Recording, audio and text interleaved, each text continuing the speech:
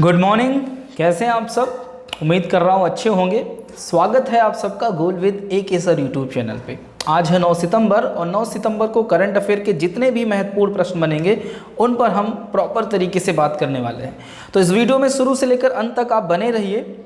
चलिए वीडियो को स्टार्ट करते हैं। सबसे पहले अगर हम बात करें कल के क्वेश्चन ऑफ द डे के बारे में, कल का क्वेश्चन ऑफ द डे आपसे पूछा गया था म्यांमार की राजधानी क्या है और इसको राजधानी के रूप में, जो भी उसकी राजधानी है उसको राजधानी के रूप में कब स्वीकृति दी गई।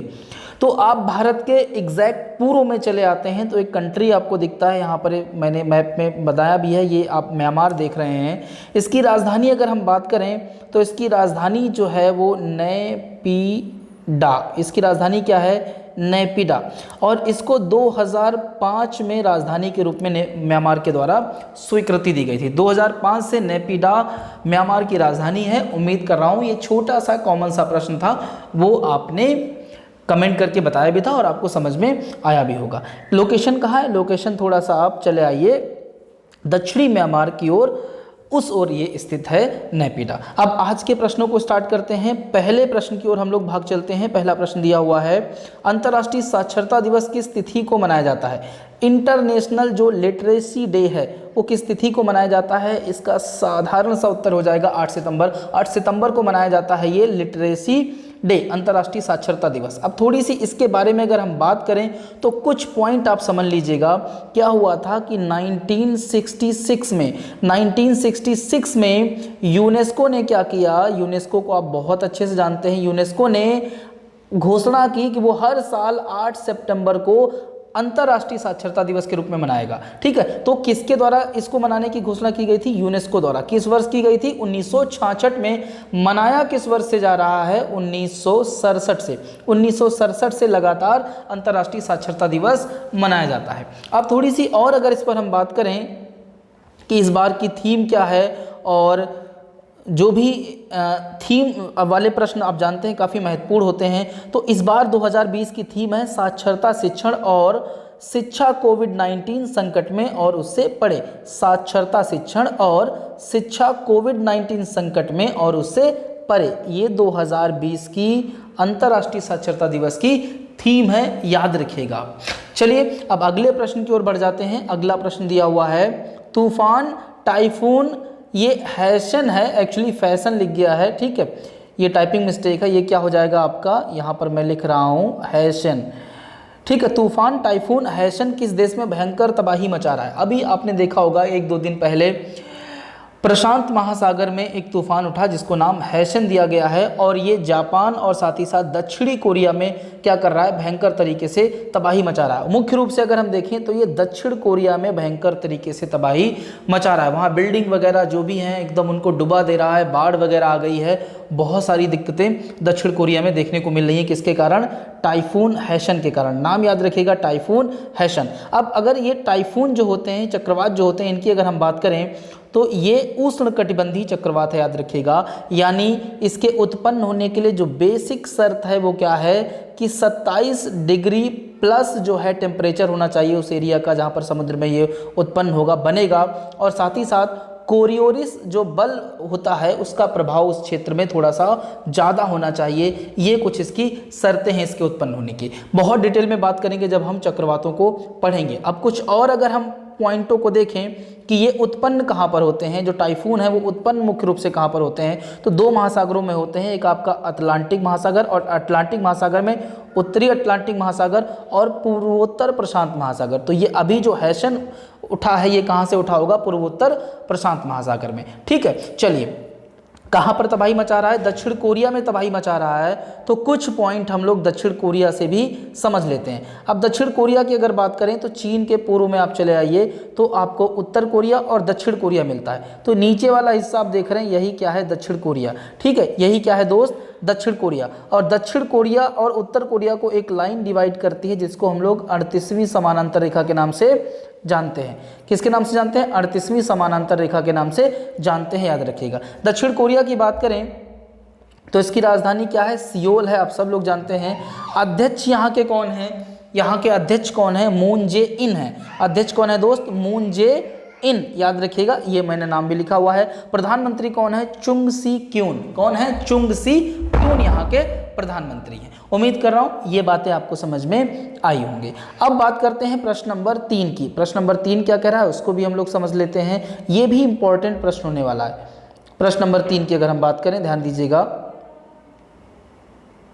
देखिए प्रश्न नंबर 3 दिया हुआ है, विश्व बैंक भारत सरकार और हिमाचल प्रदेश सरकार के मध्य कितने मिलियन डॉलर कर्ज समझौते पर हस्ताक्षर हुए हैं? 3 लोगों के बीच जो है एक कर्ज समझौते या एक ऋण पर जो है हस्ताक्षर हुए हैं, और किन किन के बीच हुए हैं? एक तो आपका वर्ल्ड बैंक है, दूसरा भारत सरकार है, और तीसरा हिमाचल प्रदेश सरकार है। तीसरा कौन है? हिमाचल प्रदेश सरकार है। इनके मध्य में 82 मिलियन डॉलर जो है ऋण को लेकर क्या हुआ है? समझौता हुआ है। अब ये क्यों हुआ है, किस लिए ऋण लिया जाएगा? तो हिमाचल प्रदेश सरकार सड़क परिवर्तन परियोजना के कार्यान्वयन के लिए इस समझौते पर हस्ताक्षर हुए। मुख्य रूप से इसका उपयोग जो है वो हिमाचल प्रदेशों में सड़कें वगैरह जो हैं उनको बनाने के लिए किया जाएगा।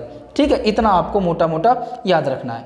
अब थोड़ी सी अगर हम वर्ल्ड बैंक की बात करें, ठीक है, क्योंकि इसमें वर्ल्ड बैंक का नाम यूज हुआ है, तो वर्ल्ड बैंक की अगर बात करें तो ये एक अंतर्राष्ट्रीय वित्तीय संस्थान है। ठीक है, एक अंतर्राष्ट्रीय वित्तीय संस्थान है जिसमें international bank for reconstruction and development, एक ये बॉडी है, अंतर्राष्ट्रीय या international bank for reconstruction and development, जिसको IBRD कहा जाता है, और इंटरनेशनल डेवलपमेंट एसोसिएशन, जिसको IDA कहा जाता है। ये दोनों जो है वो इसी के ही पार्ट हैं, याद रखिएगा। ठीक है, 1944 में इसकी स्थापना हुई। इसके सदस्य देश 189 यानी 189 हैं। अध्यक्ष इसके डेविड मलपास हैं, और MD और CFO इसके हैं अंशुला कांत। और इसके मुख्य जो अर्थशास्त्री हैं उनकी अगर बात करें तो कार्मेन रेनहार्ट इसके क्या हैं? मुख्य अर्थशास्त्री हैं। ये पॉइंट भी आपको याद रखना है। ठीक है, अब थोड़ी सी बात कर लेते हैं किसके बारे में? हिमाचल प्रदेश के बारे में। हिमाचल प्रदेश की अगर बात करें तो भारत के मैप में अगर हिमाचल प्रदेश को आप देखेंगे तो ये आपको यहाँ पर हिमाचल प्रदेश दिख रहा है। अब इसको अलग हमने यहाँ पर कर लिया है, तो ये हिमाचल प्रदेश हो गया। हिमाचल प्रदेश की 2 राजधानी है, ग्रीष्मकालीन राजधानी इसकी शिमला है और शीतकालीन राजधानी इसकी धर्मशाला है। राज्यपाल यहाँ के बंडारू दत्तात्रेय हैं, मुख्यमंत्री जयराम ठाकुर हैं, लोकसभा सीटें 4 हैं और राज्यसभा सीटें कितनी हैं? 3 हैं। उम्मीद कर रहा हूँ ये हिमाचल प्रदेश के बारे में कुछ बेसिक जानकारी आपको पहले से ही पता है, बस एक आपका रिवीजन हो जाएगा। अब आगे बढ़ जाते हैं अगले प्रश्न की ओर। अगला प्रश्न क्या कह रहा है? बहुत ही इंपॉर्टेंट प्रश्न होने वाला है, ध्यान दीजिएगा, इसके बारे में जरूर दिया है। 2+2 वार्ता की मेजबानी कौन सा देश करेगा? 2+2 वार्ता, मैं आपको बता दूं 2+2 वार्ता जो है मुख्य रूप से भारत और अमेरिका के बीच में होती है। ठीक है, कई सारे मामले होते हैं, कई सारे सहयोग जो है उनको लेकर इस वार्ता का आयोजन किया जाता है भारत और अमेरिका के मध्य में। ठीक है, तो इस बार आप सब लोग जानते हैं कोविड महामारी के कारण ये जो है इसका वीडियो कॉन्फ्रेंसिंग के माध्यम से आयोजन किया जाएगा, और दोनों इसकी अध्यक्षता करेंगे, मेज़बानी करेंगे। भारत भी और अमेरिका भी दोनों संयुक्त रूप से इसकी मेज़बानी करेंगे। अब ये जो 2+2 वार्ता है ये एक प्रोग्राम में की जाएगी, और उस प्रोग्राम का नाम क्या है उस पर भी थोड़ी सी हम लोग बात करते हैं। ठीक है, ध्यान दीजिएगा, काफ़ी इंपॉर्टेंट चीज़ें मैं आपको बता रहा हूँ। क्या चीज़ें? देखिए कि भारत जल्द ही ऑस्ट्रेलिया, जापान और संयुक्त राज्य अमेरिका के साथ 2+2 संवाद के लिए क्वाड मीट की मेज़बानी करेगा। ठीक है, याद रखो, क्वाड मीट की मेज़बानी करेगा भारत। जल्द ही ऑस्ट्रेलिया, जापान और संयुक्त राज्य अमेरिका के साथ 2+2 संवाद के लिए क्वाड मीट की मेज़बानी करेगा भारत, मेज़बानी करेगा क्वाड मीट की। अब 2+2 वार्ता होगी, उसकी दोनों मेज़बानी कर रहे हैं संयुक्त रूप से, इसी में ही। ठीक है, अब क्वाड ग्रुप या क्वाड मीट, क्वाड ग्रुपिंग क्या है वो थोड़ा सा आप समझ लीजिएगा। क्वाड को द क्वाड्रिलैटरल सिक्योरिटी डायलॉग भी कहा जाता है, द क्वाड्रिलैटरल सिक्योरिटी डायलॉग भी कहा जाता है, या क्यूसिड भी कहा जाता है। क्यूसिड कह लो चाहे क्वाड कह लो, बात एक ही है, इसको क्वाड नाम भी दिया गया है। ठीक है, क्वाड क्या है? क्वाड या चतुर्पक्षीय सुरक्षा संवाद है। ठीक है, जिसमें भारत, ऑस्ट्रेलिया, जापान और संयुक्त राज्य अमेरिका 4 लोग शामिल हैं। क्वाड में कितने देश शामिल हैं? 4 देश शामिल हैं। ठीक है, ये आपको याद रखना है। एक मैप के जरिए मैं आपको दिखाना चाहता हूँ क्वाड। अब देखिए मैप में मैंने रेड जो है, रेड से किसको? चाइना को दर्शाया गया है। ब्लू जो आप देख रहे हैं उससे 4 कंट्री हैं, ये आपका इंडिया ब्लू, ये ऑस्ट्रेलिया, ये आपका यहाँ पर देख रहे हैं ये क्या हो जाएगा? अमेरिका, और यहाँ पर ये क्या है? जापान। ठीक है, यहाँ पर ये क्या हो जाएगा? जापान, याद रखिएगा, ये जापान हो जाएगा यहाँ पर। तो ये 4 कंट्री जो आप देख रहे हैं 1 2 3 4, इन चारों को मिलकर क्या बना, क्वाड बना। 2007 में बना था, याद रखिएगा। इस क्वाड की स्थापना कब हुई थी, 2007 में। उस समय भारत के प्रधानमंत्री मनमोहन सिंह जी थे। अब इन चारों का समूह क्वाड कहलाता है। क्वाड जो है वो खतरे की घंटी किसके लिए, चीन के लिए, क्योंकि चीन लगातार आप देख रहे हैं दूसरे देशों की सीमाओं में घुसपैठ करता है और तमाम प्रकार के जो है वो एक्टिविटीज़ करता है जो कहीं ना कहीं दूसरे देश उससे परेशान रहते हैं। तो ऐसे में उस पर नियंत्रण, उसको जो है कमज़ोर करने के लिए क्वाड का गठन किया गया था, और क्वाड के गठन से चीन जो है बहुत चिंतित है। ठीक है, तो क्वाड क्या है और 2+2 वार्ता है, उसकी मेजबानी कौन करेगा, तो ये सारे पॉइंट आपको याद रखने हैं। अब आगे बढ़ते हैं अगले प्रश्न की ओर। प्रश्न नंबर 5 दिया हुआ है, हाल में ही प्रधानमंत्री नरेंद्र मोदी द्वारा निर्मित पत्रिका गेट का उद्घाटन कहाँ किया गया। ठीक है, प्रधानमंत्री द्वारा पत्रिका गेट का उद्घाटन कहाँ किया गया, तो जाहिर सी बात है किससे होगा, वीडियो कॉन्फ्रेंसिंग के माध्यम से हुआ होगा। कहाँ पर हुआ है, जयपुर में। जयपुर में पत्रिका गेट का उद्घाटन किया गया है मोदी जी द्वारा, किसके माध्यम से, वीडियो कॉन्फ्रेंसिंग के माध्यम से। अब यहाँ पर आप देख रहे हैं ये क्या है, पत्रिका गेट है। ठीक है, इसी का उद्घाटन मोदी जी ने किया है। अब पत्रिका गेट की अगर हम बात करें तो गेट जयपुर में जवाहरलाल नेहरू मार्ग पर समाचार पत्रों के पत्रिका समूह द्वारा बनाया गया है। ठीक है, इतनी बात आपको याद रखनी है। और अगर इसमें हम देखें तो कुछ पॉइंट और इसके इंपॉर्टेंट हो सकते हैं। ध्यान रखिएगा कि इस आयोजन के दौरान जब इसका उद्घाटन हुआ, श्री गुलाब कोठरी पत्रिका समूह के अध्यक्ष हैं, ये गुलाब कोठारी पत्रिका समूह के अध्यक्ष हैं, के द्वारा लिखित संवाद उपनिषद और अक्षर यात्रा नामक 2 पुस्तकें भी लॉन्च की गई। तो इन पुस्तकों को भी याद रखिएगा, ये भी काफ़ी इंपॉर्टेंट होने वाली हैं आगे चल के समय में। पत्रिका गेट 81 फीट ऊंचा और 108 फीट चौड़ा है। ठीक है, इसमें 9 गेट हैं, याद रखिएगा। क्लियर इतनी बात, उम्मीद कर रहा हूँ। पत्रिका गेट जयपुर में है, किसके द्वारा उद्घाटन किया गया इसका, मोदी जी द्वारा किया गया है। और पत्रिका जो समूह है उसके अध्यक्ष कौन है, श्री गुलाब कोठारी। इन्होंने 2 बुक भी लॉन्च की है, संवाद उपनिषद और अक्षर यात्रा। अगले प्रश्न की ओर बढ़ चलते हैं। अगला प्रश्न दिया हुआ है, वैश्विक बहुआयामी गरीबी सूचकांक जिसको MPI कहा जाता है, 2020 में भारत का MPI स्कोर क्या था। ठीक है, कुछ महीने पहले ये रैंकिंग आई थी इसकी, तो याद रखिएगा कितना था, 0.123। 0.123 जो है वो MPI स्कोर है भारत का 2020 में। 2020 में MPI स्कोर है भारत का 0.123। क्लियर इतनी बात। चलिए अब कुछ पॉइंट आप समझिए। ये जो MPI है वैश्विक स्तर पर इसका जो है किसके द्वारा विकसित किया गया, ये कुछ पॉइंट आपको समझने चाहिए। ठीक है, देखिए देखते हैं। ऑक्सफोर्ड गरीबी और मानव विकास पहल, जिसको OPHI बोला जाता है, ऑक्सफोर्ड गरीबी और मानव विकास पहल और संयुक्त राष्ट्र विकास कार्यक्रम UNDP ने 2010 में इसे विकसित किया था। 2010 में MPI विकसित किया गया था, किसके द्वारा, OPHI और UNDP के द्वारा। OPHI का मतलब है ऑक्सफोर्ड गरीबी और मानव विकास पहल, संयुक्त राष्ट्र विकास कार्यक्रम का मतलब है यूनाइटेड नेशन डेवलपमेंट प्रोग्राम। ठीक है, चलिए आगे बात करें। यह संयुक्त राष्ट्र के उच्च स्तरीय राजनीतिक फोरम में सतत विकास पर जारी किया जाता है। ये सब पॉइंट अगर आपको नहीं भी समझ में आ रहा है तो छोड़ दीजिए। मुख्य बातें क्या हैं, आपको स्कोर याद रखना है, और क्यों याद रखना है वो मैं भी आपको बताऊंगा। ठीक है, अब देखिए वैश्विक MPI 2020 द्वारा कवर किए गए 107 देशों में भारत 62वें स्थान पर था। यानी अगर स्थान पूछेगा तो 62वां था। भारत का MPI स्कोर पूछेगा 0.123। ठीक है, अच्छा, सरकार ने 29 चयनित वैश्विक सूचकांकों में भारत के प्रदर्शन की निगरानी के लिए ग्लोबल MPI को अपने निर्णय का एक हिस्सा बनाया। उसने कहा है कि जो भी वैश्विक सूचकांक हैं जो जारी किए जाते हैं, अब उनमें जो है हम आधार किसको बनाएंगे, MPI को बनाएंगे। इसी के आधार पर जो है उनकी हम देखरेख करेंगे, उन पर निगरानी रखेंगे, जो भी वैश्विक सूचकांक जारी किए जाते हैं। इसलिए आपको ये चर्चा में है, MPI याद रखना है। ठीक है, अब अगले प्रश्न की ओर बढ़ते हैं। अगला प्रश्न है, कहाँ से, बैंक से है, किस बैंक से, ICICI बैंक से है। ठीक है, क्या हुआ है, हाल में ही चंदा कोचर के पति को, प्रवाह छोड़ दीजिएगा, प्रवर्तन निदेशालय ने गिरफ्तार किया है। हाल में ही चंदा कोचर के पति को प्रवर्तन निदेशालय ने मनी लॉन्ड्रिंग के मामले में गिरफ्तार। अच्छा, ये प्रश्न पूरा नहीं हो पाया। ठीक है, मैं आपको बता देता हूँ प्रश्न क्या है, थोड़ा सा टाइपिंग मिस्टेक है। हाल में ही चंदा कोचर के पति को प्रवर्तन निदेशालय ने मनी लॉन्ड्रिंग के मामले में गिरफ्तार किया है। चंदा कोचर किस बैंक की CEO है, ये प्रश्न है। ठीक है, तो ICICI बैंक की CEO हैं चंदा कोचर। ये आप हंस का जोड़ा देख रहे हैं, एक तरफ चंदा कोचर हैं ये, और ये हैं आपके दीपक कोचर, पति पत्नी हैं। इन्होंने जो वीडियोकॉन आपका ग्रुप है उसको कुछ लोन वगैरह दिया था, तो उसी की जांच वांच के लिए क्या किया गया, ईडी द्वारा उसकी जांच की गई, जिसमें इनके पति जो हैं वो दोषी पाए गए, इनको गिरफ्तार कर लिया गया है। ठीक है, चलिए अब ईडी की बात करें तो ईडी आपको पता है इस समय किसके पीछे लगा हुआ है, रिया के पीछे लगा हुआ है। आप सबको पता है देश के सारे मुद्दे जो हैं वो एक तरफ और रिया वाली कहानी एक तरफ। ऐसा लग रहा है केवल एक ही क्राइम इस भारत में हुआ है इस साल, रिया। ठीक है, बाकी गरीबी भुखमरी सब जो है खत्म हो गया है, पूरा देश चैन से सो रहा है। महिलाएं इतनी सुरक्षित हो गई हैं कि अब वो खुद ही कहने लगी कि हम अब बहुत परेशान हो गए सुरक्षा से, बहुत सेफ है, अब थोड़ा सा हमको अनसेफ करो। समझ रहे ना, कटाच कर रहा हूँ, इसको सीरियसली मत लीजिएगा।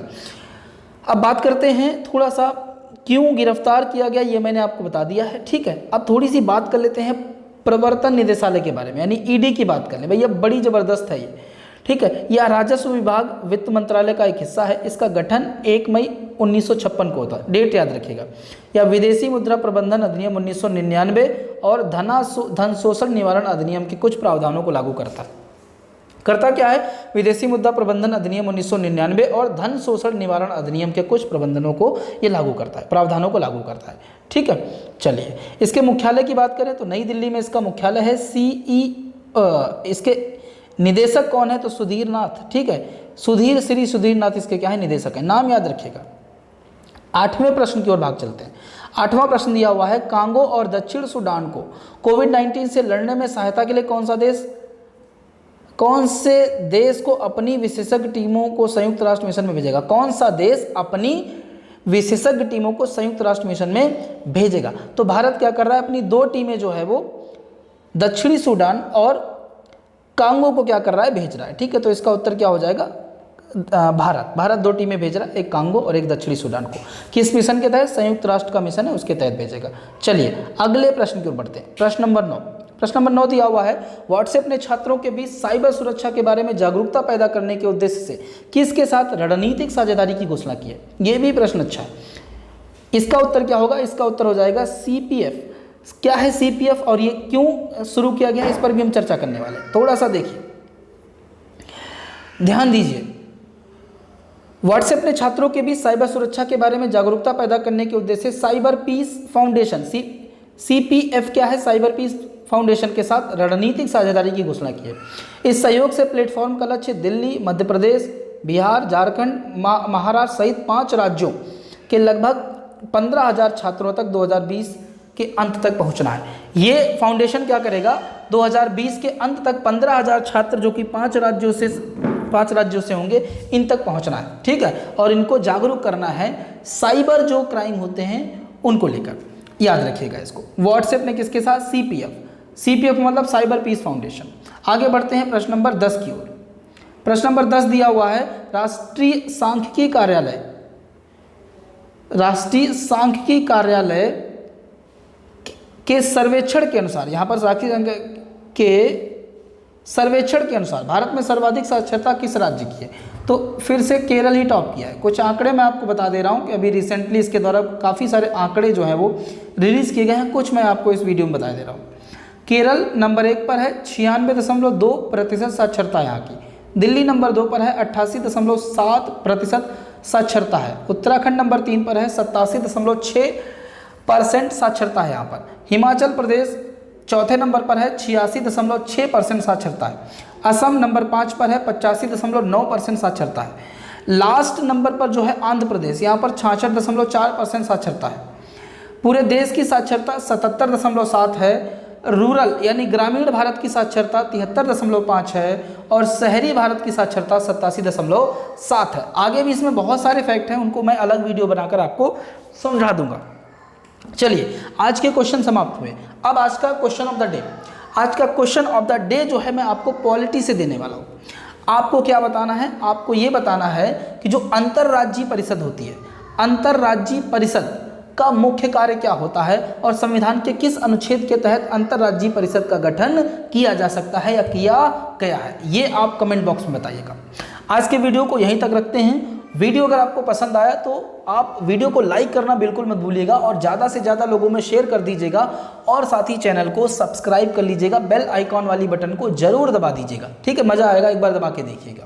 चलिए अगले वीडियो मिलते हैं। Thank you very much.